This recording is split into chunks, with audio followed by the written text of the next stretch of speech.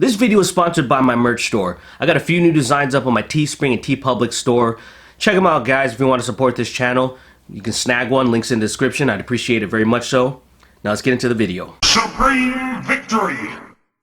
What's up, all you sexual deviants? Welcome back to Twitter Trash. I got a lot of trash tweets for you, and sorry if I sound a little bit different and nasally. I just got over being sick with the sinus infection and still dealing with a little bit of bronchitis, but I'm good enough to start making videos again, so let's jump into this first one because it's kind of a doozy. This is a YouTuber by the name Brookhouse. I'm pretty sure that's how you pronounce it, but it doesn't really matter.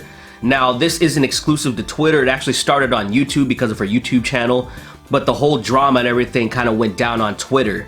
So if you guys aren't aware by now, she has a Doberman, which is adorable, giant dog, awesome, looks awesome, and that's pretty much what she does. She makes videos with her dog. It looks all nice and bubbly. She makes all these great videos and people love it and stuff. And then she had one little slip up. She accidentally uploaded a raw footage of her abusing the fuck out of that dog.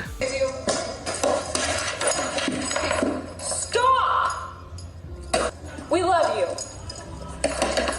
She quickly took it down and put up the video that she meant to put up, but the internet is unforgiving. You know, somebody recorded it and then it got to all of us and we're obviously and rightfully outraged, especially, you know, because a lot of people do abuse their dogs and they beat them, they do all this crazy shit, but she fucking spat on the dog. So there was a lot of people that were chiming in, you know, talking shit, really concerned about the dog. Ethan Klein wanted to buy the dog and he was 100% serious about it. And even to myself, like, I don't usually get too involved in this stuff, but I left a little video. Kimbo. Hey, Poppy. How's it going, buddy? You want something? Ready? That's a good boy. This is Kimbo. Sometimes he gets a little bit crazy. Usually when he eats, we just take him out for runs. He's a really good boy, though. Really good boy. Now, you, on the other hand, are a piece of shit. Not only do you smack your dog around and yell at him, which doesn't do anything, especially when you get him all ruffled up and excited for your videos, you spit on the motherfucker. Who does that? Who the fuck spits on their animals? Who spits on their dogs, on their pets? So please do us all a favor and please donate him. I see someone like Ethan Klein wants him. I know he would do a good job. And I'm dead serious. You don't deserve to have a pet. Anyone who does shit like that doesn't deserve to have a pet. So please give him away. So she left a lengthy apology and an explanation and somewhat of a scapegoat and whatnot. Wasn't the best apology. I mean, if you look at the ratio, just look at the ratio, it will let you know that if people accepted this apology or not, but let's just skim through it a little bit so you guys can get an idea of what she was saying. Anything I say isn't gonna make those who believe I'm a bad person stop believing that, and I'm aware of this. See, just right there, it kind of begs the question, it's like, why would you continue with this at all? Why not just apologize and that's it? You know, you're gonna just go into explanations on your reasoning behind shit and you're gonna deny certain things, which I'm gonna get into in a second, but it's like, why even go through the trouble if you know people aren't gonna believe you and they're just gonna shit on you more? Must be an ego thing. First off, I want to address the uncut footage. On the day in particular that video was filmed, and actually this past week, things in my outside life have been less than exceptional. I'm not going to play the victim card, or anything of that sort, but I do want to point out that I'm rarely upset as what was shown in the footage. Yeah, I'm pretty sure that's bullshit. People don't typically do stuff like spit on their dog when they're having a bad day. Because you had a bad day, you tear everyone down, you sing a sad song just to turn it around. That being said, this does not justify me yelling at the dog in any way that I did, and I'm fully aware of that. Should I have gotten angry as I did in the video? No. Should I have raised my voice and yelled at him? No. However, when my 75-pound Doberman is jumping in my face with his mouth open, I do, as a dog parent, have to show him that this behavior is unacceptable. You see, maybe I would believe you if you didn't tweet this out. Dogs don't respond well to punishment, especially not mine. They respond best to positive reinforcement of things they're doing right. Stop fucking lying. Two other things I want to focus on. She says she did not spit on the dog, but she said she could understand how it looks like she did. I'm sorry, then maybe you can explain to us what exactly you did. Did you spit a fucking blow dart at him? What was that? Seriously, what was that? And then she's like, oh, trying to get him training, but it's too expensive, blah, blah, blah, yada, yada. And then she signs off with what I can't stand when people are making apologies when they do this shit. On a serious note, I love you guys, and I want to thank you for pointing out the things that you think are wrong and discussing them, because the world needs more of that. It's like, oh my God, thank you so much for pointing that out. I am way more of an enlightened human being now. That's such a condescending way to go about things. Why don't you just say you're fucking sorry if you truly mean it, and then just peace the fuck out. Now, sticking to the subject of animal abuse, my wife just hurt her paw during a walk. To those who say zoosexuals shouldn't have sex because of the risk of accident, should we not walk our dogs either? Risk of her being harmed during sex or a walk is negligible. In my honest opinion, the fun they have compensates the very small risk. This dog fucker's out here trying to say that fucking your dog is pretty much the same as walking your dog, you know, because they both have risk of injury. And this person legitimately feels oppressed. One has not only a legal but a moral responsibility to obey just laws. Conversely, one has a moral responsibility to disobey unjust laws. An unjust law is no law at all. Martin Luther King Jr. Anti-zoosexual or anti-gay laws and unjust laws. There's just like an influx of pedos and animal fuckers that are trying to compare themselves to like the LGBT community. They're like, oh, we're marginalized and we're oppressed too. And it's like, guys, come on. There's consenting adults, that people that want to have sex with their same gender or whatever, they just want to live normal lives without being persecuted. That's all well and good. But you motherfuckers want to fuck animals, and the other motherfuckers want to fuck kids, and then you want to compare yourselves to those people. Get the fuck out of here with that shit. So we have a spicy tweet from Neil deGrasse Tyson. You know, he tweeted something out after the shootings that happened in Dayton and El Paso, and this is what he said. In the past 48 hours, the USA horrifically lost 34 people to mass shootings.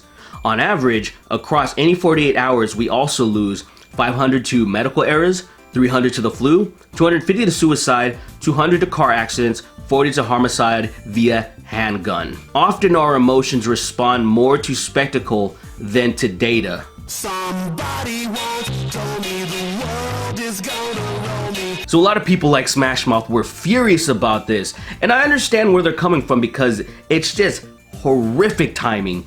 It's one of those things where Neil deGrasse Tyson's a scientist and astrophysicist, and he's just like looking at data, and then he has this very rational take on things, and then it's, you know, when people are all up in their emotions, like, you can't just throw that in there. I understand to a certain extent. It's kind of like, say, just imagine if your mom just died or something. She just died from cancer or something like that. And then all of a sudden Neil deGrasse Tyson just walks up, he pats you on the shoulder and says, you know, everybody's gonna die eventually. And then he walks away. Like, you'd probably be like, well, thanks, cunt. He also had a lengthy apology, and he also thanked people for pointing this stuff out. And I'm just like, dude, how have you not realized that Twitter and the rest of the internet is so fucking toxic, man? You can't put shit out like that, because you know how people cling on to their emotions. It's rookie mistake, bro. Rookie. This absolutely can't be a Twitter trash without tweets about shitting on white people. I'm sorry I was born white and privileged. It disgusts me, and I feel so much shame. Sorry, I'm white! Dear fellow white people, stop using "it's a quote" when you say the N-word, rapping songs to excuse your blatant, obvious racism. It's not hard to replace the word with bitches. It's the same amount of syllables and can be used gender neutrally. Sincerely, not racist white people. Shut up, nigga. Have you ever noticed the popularity of white robots? The reason for these shades of technological white may be racism, according to new research. How the fuck is that not The Onion? Pants were invented for men, not women. It's impossible for a woman to wear pants, jeans, yoga pants, dress pants, leggings, dungarees, etc. without sexualizing her body, since they highlight her legs, curves, and rear end. Women who want to be modest should not own pants at all. This is one of the dumbest tweets I've ever read, but it's also one of the most brilliant. Let me explain why. So starting off with dumb, it's obvious women can just wear loose-fitting pants. There's a lot of women that wear loose-fitting pants and they don't show off any curves at all. There's women that wear dress pants, like you can look at Hillary Clinton, for example, and she does not look sexy. She's not showing off any curves. She just looks like some old businesswoman. Pretty obvious. What a dumb thing. But at the same time, why this is one of the most brilliant things ever is he wants women to just get rid of pants. And I can get behind that, because wouldn't it be great if women just wore skirts, just shorts and whatnot, just not even wearing anything at all. They're just walking around in underwear. That's a world that I'd want to live in. Why would I put my penis in a butt? So someone posted a picture of Hitler and they used that Scope 2 Mana thing that's been going around on Twitter. And this one dude quote tweets it and he says this: he knew that black people were the true Hebrews of Israel and that we're Jews from God himself, and wanted to stop the false white American Jews from planting a false image. And white America wanted to stop him because they knew he was right. What? We gotta be in a fucking simulation, I'm telling you. Nazi, I think everyone who looks and acts like you should be denied basic human rights. Leftist, I don't want to play cards with you. Bye. Enlightened centrist, wow, can we all just respect each other's beliefs and play the game? Wow, if I shook Magic Johnson's hand as many times as I've seen these stupid centrist memes, I'd have AIDS. But on a real note, it seriously fucking baffles me that there's people who legitimately think that's what centrism is about. That they just want to take the middle road on every single subject, doesn't matter what it is. That is stupid. People like that don't exist. All this is just a parroted talking point, a fucking straw man that an intellectual thinks like, oh, I'm gonna say this. I think centrism is stupid because they don't have any opinions and they want to take the middle road on everything. It's like, no, motherfucker. A centrist is somebody who's more aligned in the middle, and they do make decisions on things, but they don't just make decisions based on what a political affiliation they're with. Like, say, if you talk about abortion, for example, like me, I consider myself a fucking centrist, but I lean left on that issue on abortion. You know, I'm more pro-choice than anything. You know, I don't give a fuck about them babies. You fucking shotgun them in the face. This stupid asshole would think that I just want to take the middle road or something like that because I consider myself a centrist. That is fucking stupid. That shit doesn't exist. Shut the hell up. Andrew Yang is running for president. He's got the whole Yang Gang 2020 thing going on. We just don't have time for that shit. Truthfully, I didn't have time for that shit. The country doesn't have time for that shit. So Yang has explained that he has an autistic son, and this person has something very interesting to say. Hey, Andrew Yang, your son is not autistic. Your son is a child with autism. Person before the disease. Seriously. Hashtag Dem Debate. Hashtag Democratic Debate. Hashtag Dem Debate 2.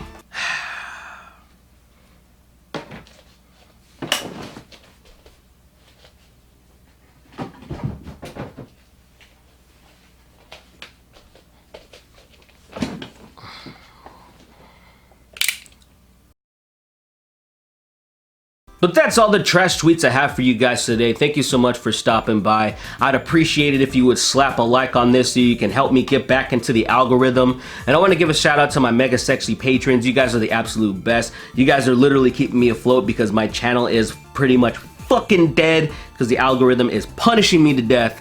But whatever, we're still going to keep trucking on. So you guys have a wonderful day, and I will see you in the next video. How dare you eat your food? How dare you!